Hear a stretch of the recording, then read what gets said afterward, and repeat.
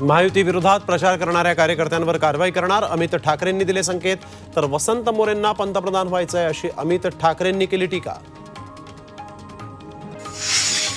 लोकसभा निवडणुकीच्या पहिल्या टप्प्यातील प्रचाराच्या तोफा आज थंडावल्या. महाराष्ट्रातील 5 मतदारसंघासह 21 राज्यातील 102 जागांसाठी 19 एप्रिलला मतदान.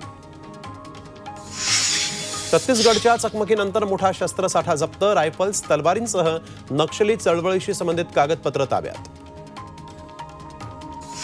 भारतीय तटरक्षक दलानं डिझेलची तस्करी करणारी बोट पकडली. बोटीवरून 5 खलाशांसोबत देशी विदेशी चलनही जप्त.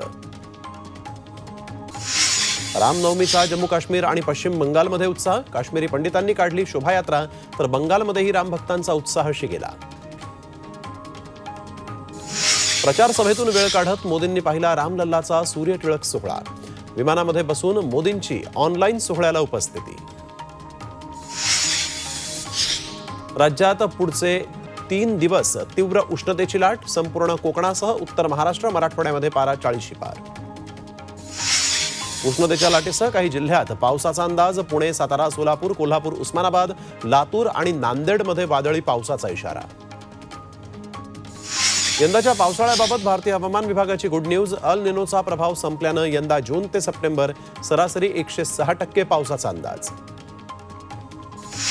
एप्रिल मे महिन्यापर्यंत अल निनो कमकुवत होण्याची शक्यता. मात्र अल निनोच्या सरत्या प्रभावामुळे उष्णतेच्या झळा अजून वाढण्याचा अंदाज. मुसळधार पावसामुळे अबुधाबी, दुबई आणि UAEमध्ये पूरस्थिती. रस्ते, रेल्वे, विमानसेवा ठप्प.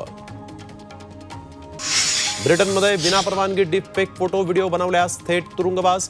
ब्रिटन सरकार नवा कायदा आणण्याच्या तयारीत.